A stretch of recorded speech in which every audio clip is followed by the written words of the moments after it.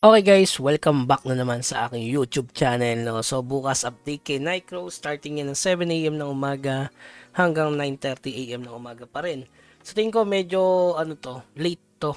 Kasi tatlong dungeon ba naman yung i-open bukas. Okay, so simulan na natin yan mga bossing. So una-una 11 new events will be introduced. Balikan natin. New gear flag will be added. So regarding dito guys, meron na tayong content. Itong flag na to ay makukuha to sa Raven token. So imimint siya gamit itong Raven token. Then yung Raven token makukuha through farming doon sa bago nilang dungeon, itong Sephira's Ruins. Ayan, new regular dungeon, Sephira's Ruins will be added. So dyan siya na-farm para ma-mint yung Raven. Tapos yung Raven pwede mo i-mint sa flag. So meron tayong content dyan kung gusto niyo mapanood yung separate, nandyan yung link sa baba. So, yung panglima nila, Epic Dungeon, Harpinon Sanctuary, will be added. So, ito. So, regarding dito, based dito sa core, kung makita nyo yung info dito, yan, Harpinon Sanctuary, ang kailangang GR dito is 265. Tapos, level 55. So, pwede itong baguhin parang Tenery. Sa Tenery kasi, kung mapapansin nyo, 300k yung ginawang GR, pero sa core is 320k. Tapos, pinahina yung monster. Hindi ko lang alam dito. Kasi itong Harpinon Sanctuary, buong server pala to mga boss. Ayan no. Epic Dungeon Harpinon Sanctuary where all server users can meet in one place will be added. So baka ito ay per region kasi sobrang dami naman kung all server, di ba? So baka per region yan. Halimbawa Asia 1, Asia 1, Asia 2, Asia 2. Ang problema lang dito, pang 1,000 place as of 23/12/04. So ibig sabihin 1,000 lang yung makakapasok dito sa Epic Dungeon. So medyo alanganin to no guys. Bahala na kung makapasok tayo dito bukas or hindi. So check na lang natin tong Harpinon Sanctuary. Pero yun yung idea. 265k tapos level 55 yung kailangan na character. So baka i-adjust nila yan mga bossing. Yung regarding sa loot, ayan. So may mga legendary, pati legendary glider. Okay? So balik tayo. So, new curse effect added. Yan. Dahil may bagong dungeon, merong bagong curse. Tapos, pang-pito, ito Epic Dungeon Tenery Straight. So, ito, nilagay na to dati, tapos tinanggal, tapos binalik na ulit. So, same lang yan siguro. Baka nag-improve na GR kailangan or depende kay Nightcrows. Yung pangawalo, Legendary Accessory will be added. Ito, pang-siyam, new skill added for each class. So, regarding dyan, mga bossing, ito yung Tenery Straight, di ba? Ayan. So, dito, sa baba nito kasi, merong bagong skill. Ayan. New Hero Skill by Class. So, ito is napupulot dun sa Tenery Straight. Bakit ito yun, guys, ha? Epic Skill tsaka Legendary. Yan. Increase your own ability. So, pinakapangit yung sa amin dito kasi buff lang. Pinakamaganda dito yung sa bow. Ayan, no? Cause great damage to the target. Cause inability to move. Parang to, may tangled na. Yung probability per second guys, reduce ability, movement speed, grabe, mamaw yung sabaw guys. So yan. Lalagay ko na lang yung link sa baba kung gusto niyo makita yung skill ng inyong class. Tapos ito, kaya tumaas yung source of growth, sa tingin ko gawa nito. Hindi ko kasi nabasa to kanina. Source of wisdom tsaka source of growth. Kaya tataas yan kasi kung nakalagay dito is 20%. Baka dun sa global gawin na lang 40% yung success rate. Sobrang baba kasi ng 20%. Tapos, 10 failed, makakuha ka ng isang piraso. Eh, base dito, kailangan mo ng 5.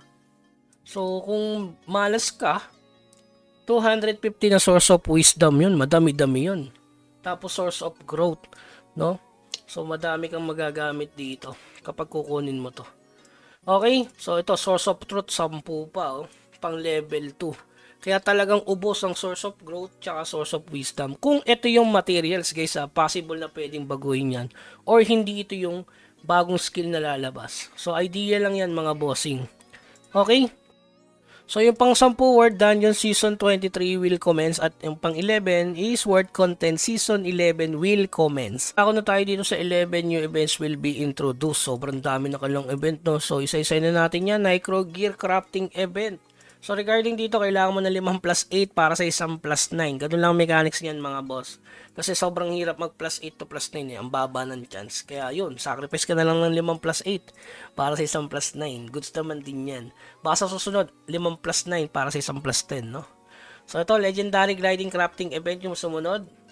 Yung materials pwedeng mabili sa shop, purchasing from the in-game shop during the event period, at pwede mo makuha din sa event.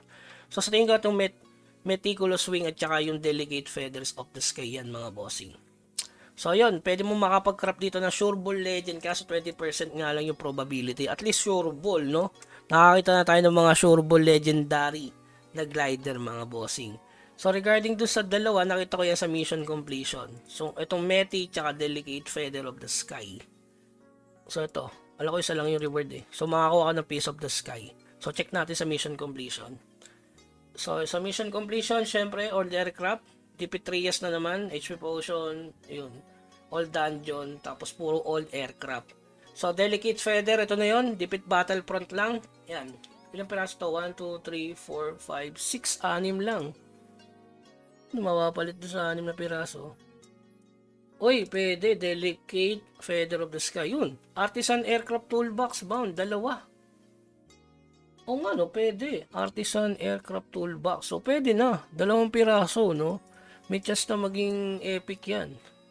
Kaso mababa. Pwede na sa free to play. So, Meti. Crab. Ato, used toolbox. Oh.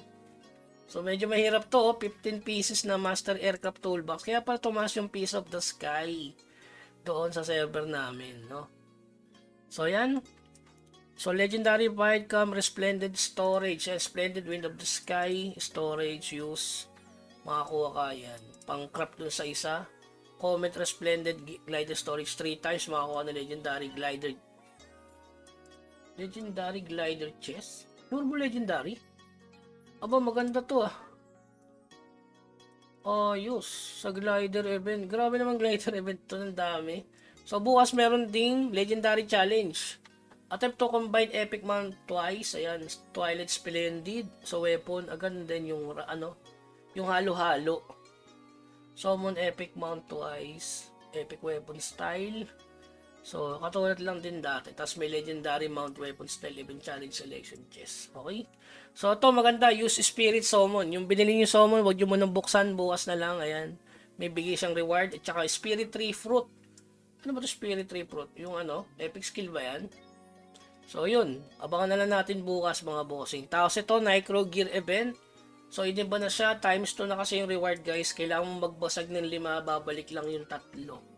No, kasi nga, 2 na yung reward guys. Oh, 2 plus 8. Tapos ito, more yun kapag nag-craft ka ng Legendary Glider. So, may mariripad na 100, no? So, at least may pa-consuelo sa mga kuya. Ayos. Tapos yung huli, check-in event. Okay. So, yun. May aircraft, gold chest, Meti. So, talagang related talaga sa guys, sa glider talaga yung event. Okay? So, yun lamang guys, kita-kits na lang bukas sa 3 dungeon na yan.